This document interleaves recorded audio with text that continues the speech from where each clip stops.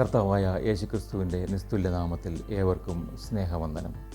ബൈബിളിലെ ചെറുകഥകളെ ആസ്പദമാക്കിയുള്ള ഷോർട്ട് വീഡിയോകളാണ് ഞങ്ങളിവിടെ അവതരിപ്പിക്കുന്നത്.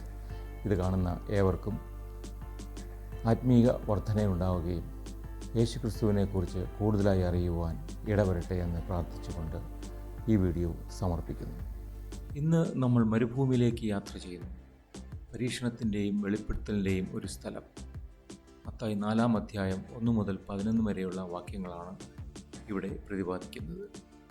യേശുവിൻ്റെ ശുശ്രൂഷയിലെ ഏറ്റവും ആഴമേറിയ നിമിഷങ്ങളിലൊന്ന് നാം ഇവിടെ കാണുന്നു. പിശാചിനാൽ അവൻ പരീക്ഷിക്കപ്പെടുന്നു. യോഹന്നാൻ സ്നാപകൻ്റെ കൈക്കീഴിൽ സ്നാനമേറ്റതിന് ശേഷം യേശുവിനെ ആത്മാവ് മരുഭൂമിയിലേക്ക് നടത്തി.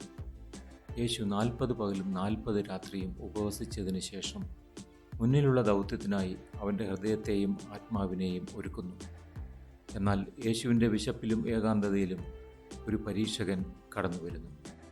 യേശുവിന് വിശക്കുന്നുവെന്ന് അറിഞ്ഞുകൊണ്ട് പിശാച് പറയുന്നു, "നീ ദൈവപുത്രൻ എങ്കിൽ ഈ കല്ല് അപ്പമായി തീരുവാൻ കൽപ്പിക്ക" എന്ന് പറഞ്ഞു.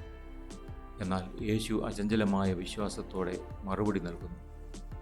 മനുഷ്യൻ അപ്പം കൊണ്ട് മാത്രമല്ല, ദൈവത്തിൻ്റെ വായിൽ കൂടി വരുന്ന സകല വചനം കൊണ്ടും ജീവിക്കുന്നു എന്ന് എഴുതിയിരിക്കുന്നു എന്നുത്തരം പറഞ്ഞു.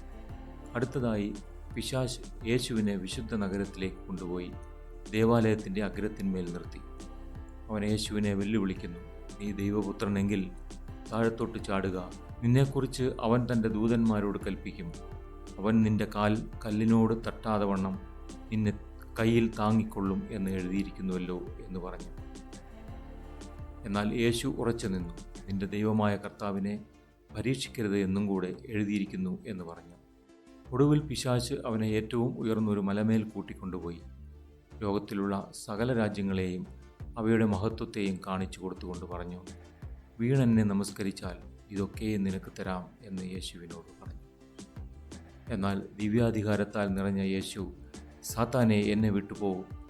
നിന്റെ ദൈവമായ കർത്താവിനെ നമസ്കരിച്ച് അവനെ മാത്രമേ ആരാധിക്കാവൂ എന്ന് എഴുതിയിരിക്കുന്നുവല്ലോ" എന്ന് പറഞ്ഞു. ഈ വാക്കുകളോടെ പിശാച് യേശുവിനെ വിട്ടുപോയി. ദൂതന്മാർ യേശുവിനെ ശുശ്രൂഷിക്കാൻ വന്നു.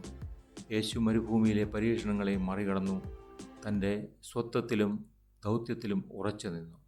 മരുഭൂമിയിലെ തൻ്റെ വിജയത്തിലൂടെ യേശു ദൈവവചനത്തിൻ്റെ ശക്തിയും അചഞ്ചലമായ വിശ്വാസത്തിൻ്റെ ശക്തിയും നമുക്ക് കാണിച്ചു തരുന്നു. പ്രലോഭനങ്ങൾ നേരിടുമ്പോൾ നമുക്ക് അവൻ്റെ മാതൃക ഓർമ്മിക്കുകയും സത്യം മുറുകെ പിടിക്കുകയും ചെയ്യാം. മനുഷ്യൻ അപ്പം കൊണ്ട് മാത്രമല്ല, ദൈവത്തിൽ നിന്നുള്ള ഓരോ വാക്കുകൊണ്ടും ജീവിക്കുന്നു.